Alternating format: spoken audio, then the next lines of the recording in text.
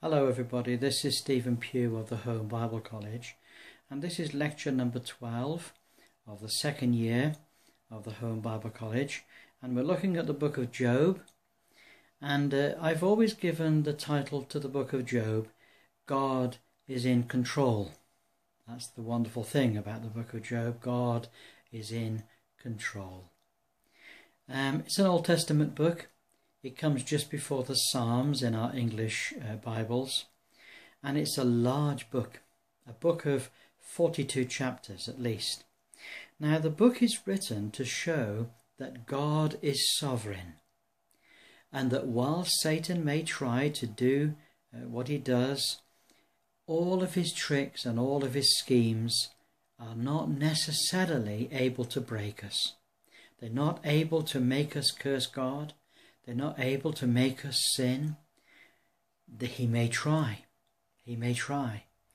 but God is proud of us, and God is for us, and God will help us, and Satan is very much on a short leash. That's the message of the book of Job. Now, we might not understand all the ways of God. This is the book of Job. We may not understand all the things that God is doing in our lives, but God knows what he's doing. That's the point. And he will reward the righteous. He will reward the righteous. Now,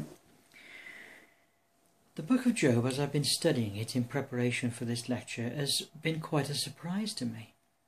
I've discovered, for example, that Job is a person that's spoken of specifically in Genesis. I'm sure that Job in Genesis is the same person as the person mentioned in this book. He was the third son of Issachar, one of the children of Israel, one of the children of Jacob. He probably lived, it's understood, between about 1726 and 1516 BC. He was a wealthy landowner and a livestock owner, and probably lived as a contemporary of Joseph. He was born probably after Joseph was sold as a slave, and he died probably about 119 years later, after the death of Joseph. When Joseph died, Job would have been about 91. His affliction probably occurred when he was about 70 years of age. So the troubles that came into Job's life probably came in at the time when most people are retiring. And he must have left Egypt many years before this. So he probably, if we go to Genesis chapter 45 verse 13, we'll see that he probably went down to Egypt with his father. Issachar would have been about 40 at the time when Joseph managed to get the whole family down into Egypt.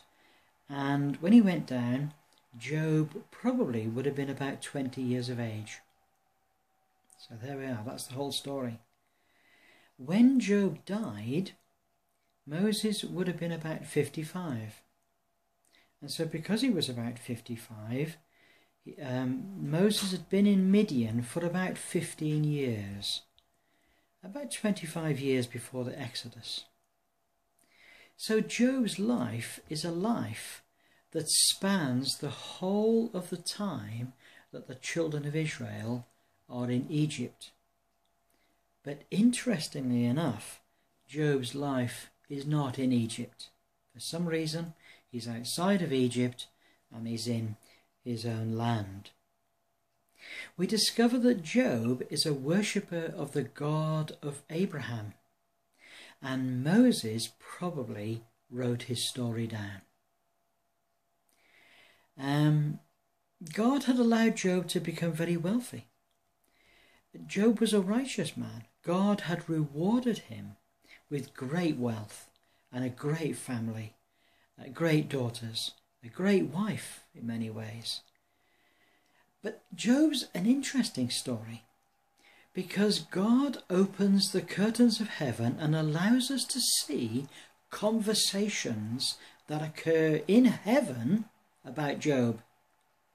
We would never, from this world, ever be able to discover what's said in heaven unless God opens the curtain and lets us see. And presumably Moses has if he's the writer, if he's the prophet who writes it, Moses has these visions of heaven. And he sees that Satan appears before God. And God tells him, have you considered my servant Job? He's righteous, you know. And Satan says, oh yes, but he's only righteous because you protect him. He's only righteous because he's wealthy. He's only righteous because you give him things. And the Lord says, okay, well, I'll allow you to take some of those things away from him, but don't you touch a hair on his head. Satan walks away with a big smile thinking, I've got him now. If I take away his wealth and if I take away some of his family, he'll curse God and I'll be proved to be right after all. The enemies come in the land and they kill his servants and they destroy his crops and they take some of his family away and kill them. And what does Job do? He kneels down and he blesses God. He says, God, I brought nothing into this world and I'll take nothing out of it. And blessed and holy is your name. What a man. What a righteous man. He was a worshipper of the God of Abraham. He loved God. He was a righteous man. And so Satan appears before the Lord again. And he says, it's all very well, you knew that he would bless you. You knew that if we took away everything from Job, he'd bless you. But you touch his skin. You touch his life. You let me touch his life. He'll curse you then. And God says, okay, you can touch him, but don't touch his life. Don't touch his life. And the next time we see Job, we see him sitting on the dunghill, covered head from the top of his head to the soles of his feet, covered in sores. And he says he wished he could just smash a pot to scratch his skin. Terrible state Job was in. Terrible state. And his wife comes along and she says, why don't you just curse God and then you can die? He says, don't be so silly. How can I curse God? He's done nothing but bless me. Satan is proved wrong in this man's life. You know, Job loved the Lord. And he says, even though he slay me, yet will I trust in him. Now that's a great, great thing to be, isn't it? And then we see the situation of Job, where his friends, so-called, come to talk to him and to explain to him. They're called Job's comforters, but they don't bring any comfort. They bring criticism. They tell him how bad he must be. They tell him how he must have done so many things wrong against the Lord for the Lord to bring such punishments upon him. It's very interesting that the whole book is divided at least into 3 parts. We have the earlier part where the testing of Job is brought in twice, and that's in basic prose. Then from chapter 2 verse 11 onward, we have it in the form of poetry, which is most interesting. And then right the way down as far as chapter 42 verse 9, it changes from poetry back into prose again. But let's go back to see what is the outline of the story. Job has 3 friends. that come to dialogue with him. They come to discuss with him, and they come to explain to him how such a bad person he is. Job complains to God. He doesn't complain about God, but he complains to God about the circumstances of his life. And Eliphaz rebukes him. Bildad speaks to him. And Zophar accuses him of being a sinner. And they come to him in two phases. First of all, they come one by one, and Job answers them each time. He says, no, this hasn't happened to me because I'm an evil man. I know. He isn't being proud. He just says, I know and I understand that I am a righteous man. I've done nothing to displease the Lord. And yes, these judgments might come upon a man if he displeases the Lord, but I haven't. That's the point. I haven't done that. Of course, Job had no idea, I believe, of the conversations that went on between God and Satan. No idea whatsoever. So Eliphaz comes again. Job talks to the Lord. Bildad comes again, and Job gives his answer. Job, in the end, he speaks about the ultimate end of the wicked. He talks about how that the wicked go down into hell, and how the righteous are rewarded by the Lord. Eventually, Elihu interrupts Job, but in the end, the person that has last say in the life of Job is the Lord himself. And in chapter 38 to chapter 41, 34, God speaks. God has something to say. And effectively, we might summarize that.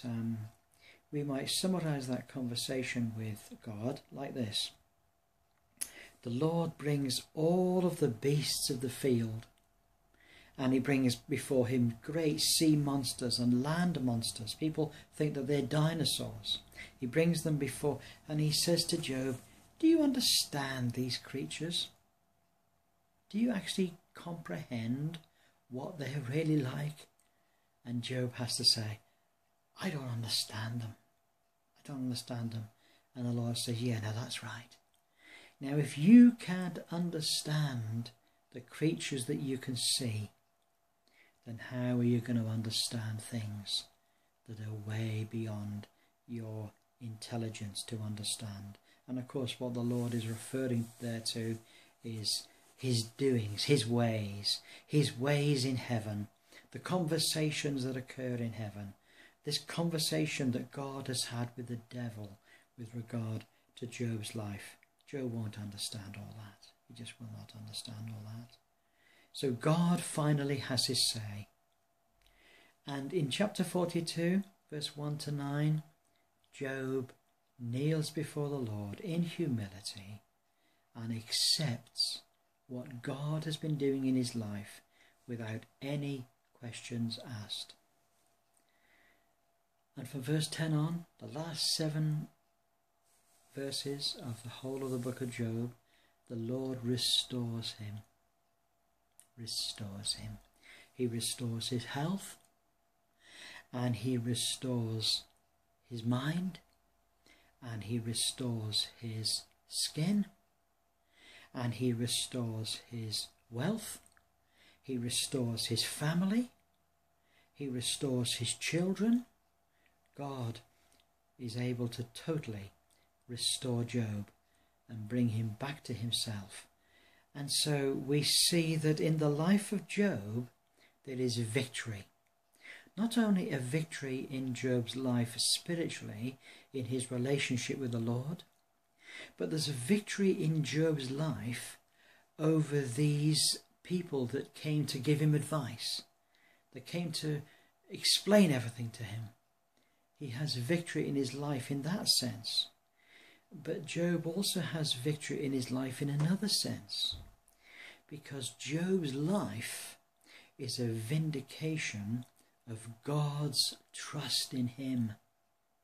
You see, right at the very beginning, God was, you could use the word bragging. He was bragging to Satan as to how wonderful Job was. And the amazing thing is that God was right about him, and that Job was an honest man. And though Job didn't understand everything, yet God was working in his life, and he would bless Job in such a way that all the angels of glory would praise God for what was done in Job's life. So that's the book of Job. A wonderful book, a mysterious book, a book full of passages that will make your hair stand on edge. A book that's mysterious, a book that's fascinating for philosophers, for people who are great thinkers to read and to understand. The three friends that came to advise him and to try to comfort him and argue with him sometimes, these three friends seem to have been the sons of Esau. So they were from the wrong side of the track. And they came to break him down, and they came to annoy him. They were a great trial in his life. But the interesting thing is that Job won out in the end. Job didn't understand everything, but he understood enough to trust that God was in control. That's the book of Job. God bless you. Look forward to talking to you again next week. Bye for now.